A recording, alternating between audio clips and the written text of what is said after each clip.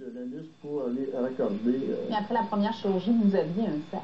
J'avais un sac. La deuxième chirurgie, c'était la confection du réservoir pelvien, qui est faite avec le petit intestin et qu'on refait, comme vous avez sur votre exemple. Ah oui, j'ai un petit modèle ici. Donc ça, c'est le petit intestin, c'est pas le gros. Et on va former une poche, ni plus ni moins, avec une partie du petit intestin qui est fermée, qui est fermée à l'autre bout et qui va finir par jouer le rôle, dans le fond, de ce qui a été enlevé, donc du rectum, d'une partie du gros intestin.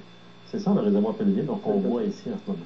Donc ça, c'était la deuxième opération. La deuxième opération, le réservoir pelvien, c'est d'une dizaine de pouces. Ouais. Et le réservoir pelvien, après ça, il est raccordé au rectum par l'anus. On va faire les raccordements. En fait, ce réservoir-là, on a créé une orifice, et ça, on a raccordé ça à ce qui restait de gros intestin, donc à l'anus, pour recréer, dans le fond, un conduit naturel. Ça, c'était la deuxième. C'est la deuxième opération. Et j'ai continué encore pendant 2 mois et demi à avoir un sac extérieur. Donc, le temps que ça guérisse, dans le fond. Le temps que ça guérisse. Et après ça, à peu près 2 mois et demi, la troisième opération, c'était d'enlever le sac extérieur et de rendre fonctionnel le sac pelvien. Donc, ces 3 interventions-là s'étalent sur à peu près 6 mois. Dans mon cas, c'était 6 mois. Il y en a, ça peut être un peu plus long. Comment on s'adapte à ça? Est-ce que la fonction, par la suite, c'est exactement celle qu'on avait avant ou si on doit réapprendre? On doit réapprendre. Donc, il y a quelques mois après, donc, il faut manger, premièrement, manger tranquillement. Quand on dit, par exemple, on prend une bouchée et on dépose la fourchette, donc il ne faut pas oublier. Et ne pas manger des aliments qui donnent des gaz.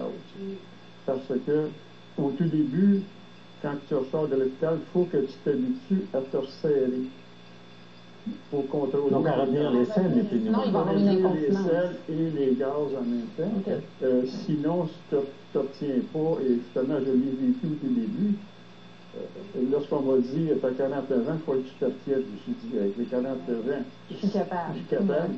Mais malheureusement, la première fois que j'ai monté les marches, il y a eu de l'incontinence. Oui. Donc, il faut réapprendre, ni plus ni moins, comme on l'a appris jeune. Ça prend quelques mois, faire le tout. Et au tout début, c'est la nourriture. Il faut s'habituer à changer sa façon de manger, dans le fond. Oui. Et ça vous a permis de ne pas avoir un sac à vie. C'est exact, oui. Ça, c'était l'objectif. Et avez-vous des conseils à donner aux gens qui subiraient cette opération-là? Les conseils, si quelqu'un, par exemple, au tout début, j'ai rencontré 3 fois à l'hôpital et d'autres personnes, aussitôt que tu as des pertes de sang par le rectum, il y a des gens qui ne voulaient pas le voir, c'est gênant, mais je pense que moi, je suis allé au tout début et on m'a félicité d'avoir été au début.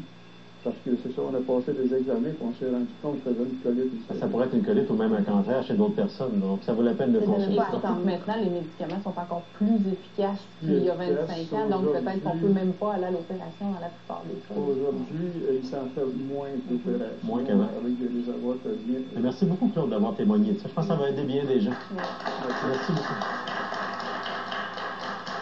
Après la pause, on va parler de sexe. Ça fait toujours effet quand je dis ça.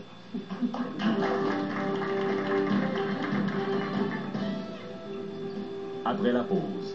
Avec le vieillissement, c'est comme si la sensibilité neurologique diminue. Les nerfs vieillissent. Les nerfs vieillissent, ça va être la même chose dans la sexualité.